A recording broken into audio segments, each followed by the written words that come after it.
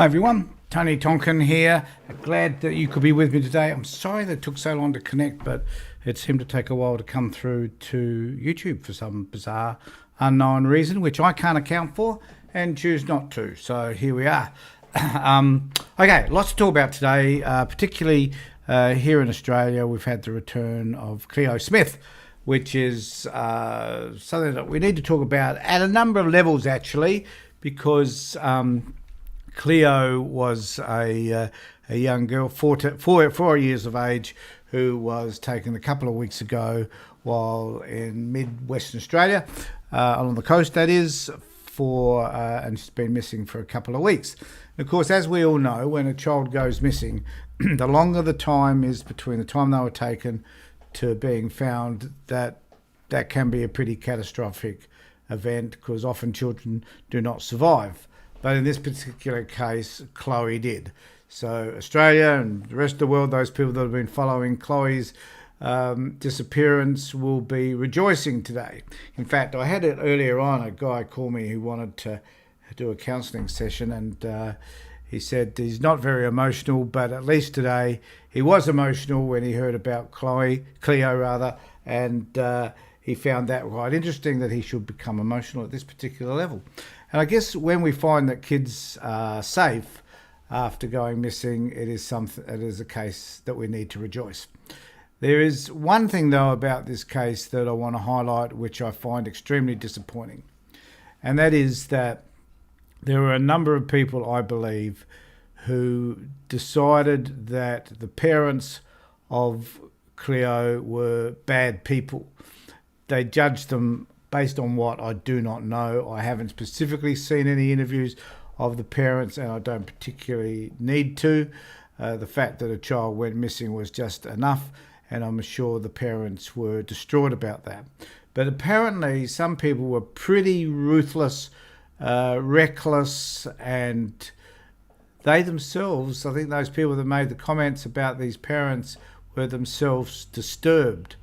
And I guess as someone that runs an organisation that concentrates particularly on the well-being of kids, it is distressing to hear that when kids go missing, or when they're taken by the Department of Child Protection, or when something happens to children that perhaps shouldn't be happening, then somehow we decide that we're going to blame the parents for that, even though in many cases the parents have nothing to do with it.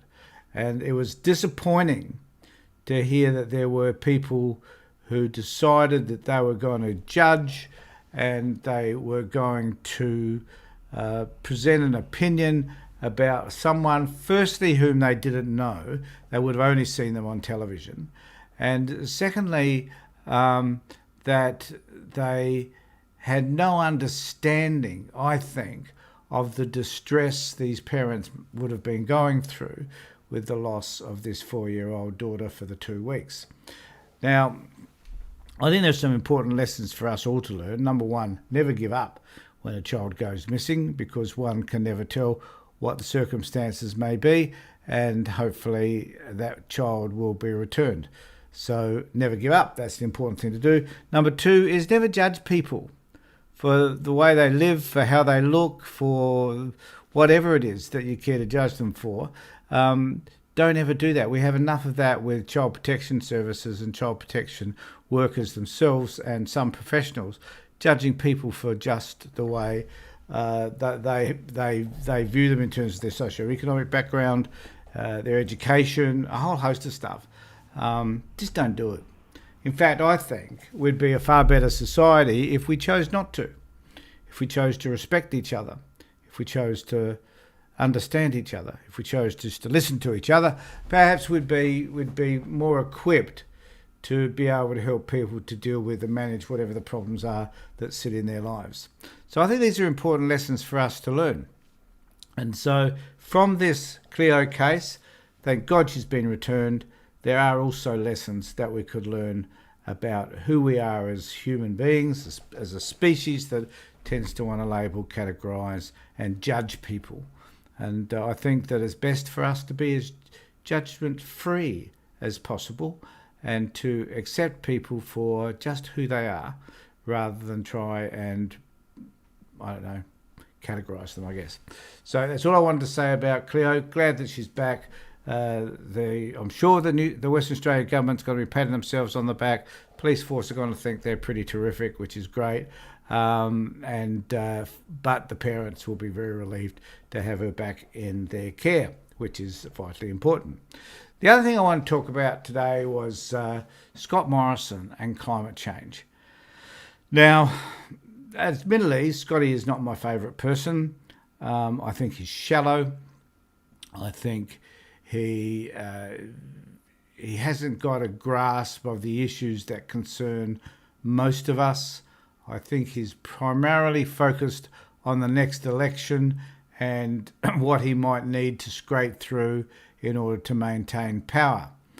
And I think amongst all of that, though, he just does not understand the implications of his no climate policy, which is really what he's got, and the fact that we need to know, as the people, we need to know what it is that he plans to do to help to cut down on emissions. Now, at the crux of this issue rests the issue around coal mining, the people that make money from coal, and those that work within the coal industry. I think this is really where this problem lies, primarily because the coal mines are situated, funnily enough, not in cities. If they're situated in the country areas in which the Liberal Party in particular and the National Party primarily require their votes. So as a result of that, the focus needs to be, from the Liberal point of view and from Morrison's point of view, not making any statements about coal mining, that eradicating the building of further coal power stations and digging more crap out of the ground. Coal is something that we need to confront. So Morrison has decided, in his wisdom, of which he has very little, to go down the path of looking at what is it that we can technologically develop that will be in Australia's best interest. So when you're looking at technology, though, and it doesn't exist right now, it's pie in the sky stuff, because we don't know how it's going to be developed. We don't know when it's going to be developed. We don't know how efficient and effective any of these new technologies might be. We do know, I guess, that there's some prospects on the horizon. So we can look at battery powers, we can look at wind turbines, we can look at solar, we can look at wave, we can look at even some thermal stuff, I guess. I'm excluding nuclear from that because I don't agree with that necessarily, but that's the other argument, is we could be looking at nuclear. So I guess there are some things that we could be choosing to do that are pushing us in that correct direction. And we could be looking at hydrogen. Go Twiggy Forrest for talking about hydrogen recently as a possibility. But there's no indication that we're investing in a specific area, and this is the problem. We should be saying, if we're going to do hydrogen, for example, Twiggy Forrest has already put his hand up and put some money into doing that. The government should say we're going to support that part of the industry. They should be also saying, I think, that if we're going to be taking the work, so we're going to stop coal mining in a certain area, then that we should be constructing some sort of industry in that particular area as well. So these are important things that we should be focusing on and we should be doing. But they choose to do nothing. There's no real foresight. It's a smoke and mirrors type activity that Morrison is engaged in order to convince everybody that hopefully he has a plan that will suit all of us. And there are a lot of people out there, I think, that perhaps are fearful of what might happen in terms of managing and dealing with climate change. People look to the short-term solution, as do politicians. So, if I'm going to do away with coal mines, for example, and fossil fuels in general, then, what industries are going to be losing, what people are going to be losing their jobs, how much money is that taking out of the community, and that sort of stuff, and how do people look at Australia? The reality is that Australia could be one of the primary producers of technology and other solutions to this problem, rather than doing nothing but focusing on coal mines. So the fear the government have about what's going to happen if they do away with those jobs is insurmountable in a way from their perspective, because they know that that's going to cost them in terms of votes if they take another avenue. But there again, if they were able to convince people that are reliant on the coal industry and fossil fuels at the moment, if they were able to convince them that there was another possibility and actually start to implement some of those plans and have it all mapped out, then perhaps they could assuage some of those negative views around the people that are involved in those particular industries. But it's almost like, I think, the government don't give a shit about the future and the planning for it. So for the government's perspective, their future lies between now and the next election. And that's it. Beyond that, there's zilch, So they want to just get through the next election. They don't want to think about what's happening for my kids or my grandchildren, their grandchildren, whatever. They're not even interested in them. They're not. They're interested in power, authority, and getting through to the next election. And it's somewhere along the line that's going to come and bite them in the bum. Look, they might get in at the next election. But after that, so that they want to look to the long term. They want to look 20, 30 years down the track. Isn't that how long government wants to be in power? For as long as possible?